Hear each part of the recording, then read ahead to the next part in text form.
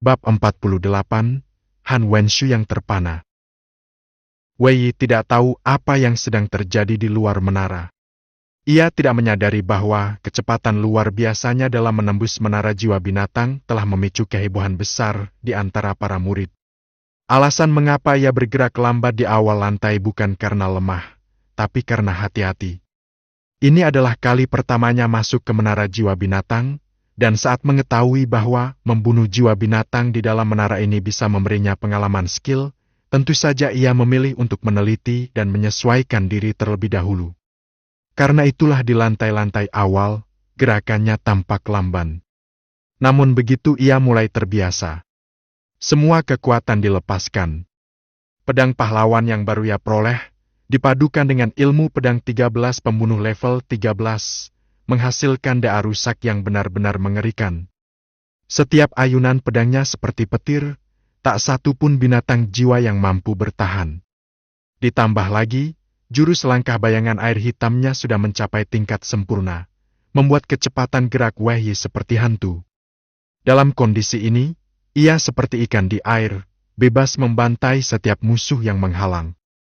Satu demi satu, monster buas roboh bersimbah cahaya dan darah ilusi. Lantai demi lantai, ia tak henti melaju ke atas.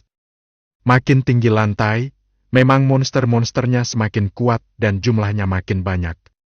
Namun, kecepatan Wei justru semakin bertambah. Di lantai 1 sampai 10, ia menghadapi monster jiwa tingkat 1. Lantai 11 sampai 20 adalah wilayah monster tingkat 2 biasa. Lantai 21 sampai 30 mulai dipenuhi monster elit tingkat 2. Mayoritas murid luar biasa akan terhenti di antara lantai 21 hingga ke 30. Dan hanya segelintir kecil saja yang mampu menembus lantai ke 30. Dalam hal ini, Han Wenshu sebagai salah satu dari segelintir murid luar gerbang yang berhasil mencapai lantai ke 30 memang memiliki alasan untuk sombong. Sayang sekali, ia menantang orang yang salah. Bagi Wei, perbedaan antara lantai 20 dan 30 tidak ada bedanya.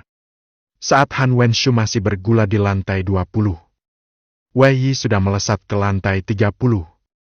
Ya, bukan hanya menyusul, tapi bahkan meninggalkan Han Wenshu sejauh 10 lantai.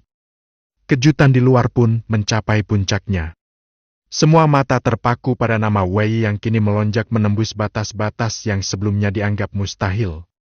Apalagi untuk seorang murid baru. Sementara itu, suara sistem yang hanya bisa didengar oleh Wei terus berdenting di dalam pikirannya. Deng! Pemain Wei berhasil membunuh jiwa binatang tingkat 2. Tidak mendapatkan pengalaman level karena batas tingkat belum tercapai. Pengalaman ilmu pedang 13 pembunuh 240. Semakin tinggi lantainya, semakin kuat musuhnya dan semakin banyak pengalaman yang ia dapatkan.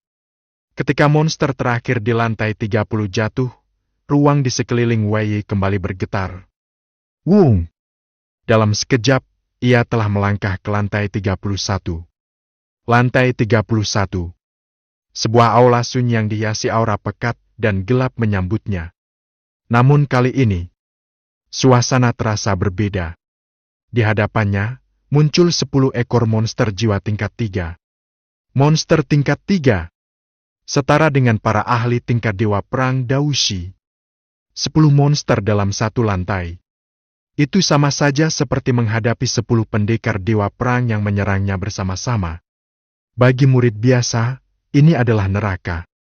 Tapi Wei hanya tersenyum tipis, lalu mengambil posisi. Kekuatan darah kelas perak dalam tubuhnya berdesir liar, mengalir bersama aliran Ki Zixia yang menggetarkan daging dan darah. Satu-satunya jurus yang belum ia lepaskan hanyalah api kristal merah, sisanya. Semua dilepaskan sepenuhnya. Sret! Sret! Sret! Sret! Cahaya pedang menyilaukan meledak di dalam aula. Cahaya putih menusuk mata mewarnai seluruh ruangan seperti siang hari. Langit dan bumi seakan terguncang oleh serangan gencarnya. Itulah jurus akhir dari ilmu pedang 13 pembunuh. Jurus-jurus pamungkas yang mampu menyapu medan perang dengan kehancuran luar biasa. Monster paling depan langsung dihancurkan seketika, bahkan tak sempat mengeluarkan raungan terakhir mereka. Waktu terus berjalan. Detik demi detik berlalu. Wei Yi terus mengasah pedangnya, menumpuk pengalaman satu demi satu. Sementara itu, di lantai lain, Han Wenshu juga masih bertarung keras. Selama 2 batang dupa terbakar, ia terus memaksa dirinya untuk naik lebih tinggi. Namun kini ia mulai terasa lemas. Jenki dalam tubuhnya mulai mengering, kekuatannya mulai menipis. Meski ia berada di ranah Dewa Perang tahap 2, bahkan nyaris menembus tahap 3, terus-menerus bertarung selama itu jelas mengurasnya. Tapi ketika ia mengangkat kepala dan melihat angka di papan nama, lantai 33. Wajah Han Wenshu langsung tersenyum bangga. Haha, ini adalah rekor terbaikku seumur hidup. Bahkan lebih tinggi dari sebelumnya. Ia tak tahu bahwa saat ini, Wei Yi telah berada di atas lantai 31 dan masih terus naik. Dulu, rekor tertinggi Han Wenshu hanya mencapai lantai 31. Tapi kali ini, demi gengsi dan karena tertantang oleh pertarungan melawan Wei Yi, ia membakar semangatnya sampai ke titik tertinggi. Ia benar-benar bertarung habis-habisan, mendorong dirinya melampaui batas. Dan akhirnya, setelah perjuangan tanpa henti, usahanya membuahkan hasil. Ia pun berhasil menembus lantai ke-33 rekor pribadi terbaik sepanjang hidupnya. Menara Jiwa Binatang, lantai ke-33, dalam seluruh jajaran murid luar, ini sudah termasuk prestasi luar biasa. Setidaknya di angkatan kami saat ini, murid luar yang mampu mencapai lantai ini, tak akan lebih dari 5 orang. Han Wenshu berdiri di tengah aula yang mulai gelap. Bibirnya perlahan terangkat membentuk lengkungan bangga. Kalau aku menyebarkan kabar ini, reputasiku pasti langsung melejit. Dan anak baru yang menantangku itu, hanya akan jadi pelengkap dalam kisah kejayaanku. Pikirannya penuh dengan bayangan masa depan gemilang. Di matanya, Wei hanyalah batu loncatan menuju ketenaran. Sejujurnya, sejak awal ia sudah sangat tidak suka pada anak muda bernama Wei itu. Bukan hanya karena wajah Wei yang tampan dan usia yang jauh lebih muda, tapi juga karena ketenaran yang langsung meledak sejak pertama kali masuk sekte BWN. Terlalu mencolok, terlalu cepat, terlalu menyilaukan. Kau baru masuk sebentar, sudah sok merasa besar.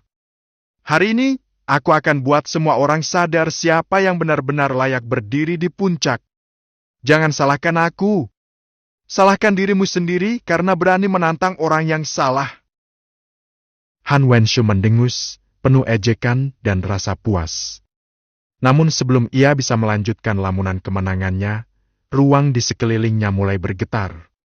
Aura menara menyelimuti tubuhnya dan dalam sekejap, ia dipindahkan keluar dari menara jiwa binatang.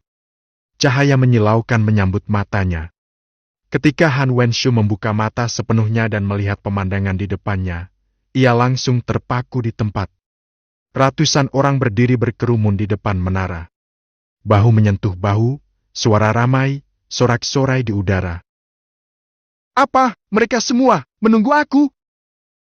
Pikiran itu langsung muncul dalam benaknya. Ia memang mengakui rekor lantai 33 sangat luar biasa, tapi sebegini banyak orang berkumpul?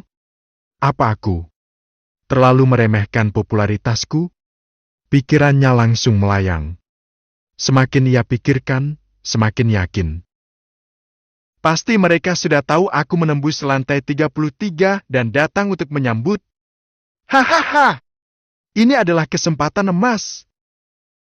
Wajah Han Wenshu langsung berbinar. Ia buru-buru memasang ekspresi paling ramah yang bisa ia buat, menyunggingkan senyum yang menurutnya paling memesona. Lalu, dengan gaya seorang senior yang penuh wibawa dan kehangatan, ia mengangkat tangan dan berkata lantang. Salam untuk semua adik-adik sekalian. Terima kasih telah menantikan kehadiranku. Aku, Han Wenshu, sungguh bersyukur atas dukungan kalian. Berkat doa kalian semua aku berhasil menembus lantai ke-30. Oi, lo udah kelar ngomongnya? Kalau udah, minggir sono. Jangan ngedekem di depan kayak patung. Sebuah suara kasar tiba-tiba membelah kerumunan, menghantam telinga Han Wenshu seperti cambuk. Iya bener, minggir sana. Jangan halangi pemandangan. Awas, awas. Gak mau ketinggalan lihat Wei-Shixing keluar nanti. Kita di sini buat Wei-Shixing, bukan buat lu. Wei, Wei, Wei. Suara-suara lain segera menyusul, membanjiri udara seperti gelombang pasang. Han Wenshu langsung membatu. Matanya perlahan membulat. Mulut yang baru saja terbuka dengan percaya diri, kini ternganga kosong. Seluruh ekspresi kemenangan yang tadi menghiasi wajahnya menguap seketika, seperti lilin yang mencair di bawah terik matahari. Ia baru sadar, seluruh kerumunan ini sama sekali bukan untuknya. Semua orang berkumpul hanya untuk menunggu Wei. Ah, apa? Wei masih di dalam? Mereka semua hanya peduli pada dia. Perasaannya seketika seperti seseorang yang sedang berdiri di puncak menara, lalu didorong jatuh oleh angin. Dari puncak kejayaan ke jurang kehinaan. Dalam 1 detik. Seketika, dunia seolah mengejeknya dengan tawa dingin. Ini tidak mungkin, ini pasti mimpi. Namun sayangnya ini bukan mimpi. Dan kabar paling mengejutkan masih belum ia ketahui.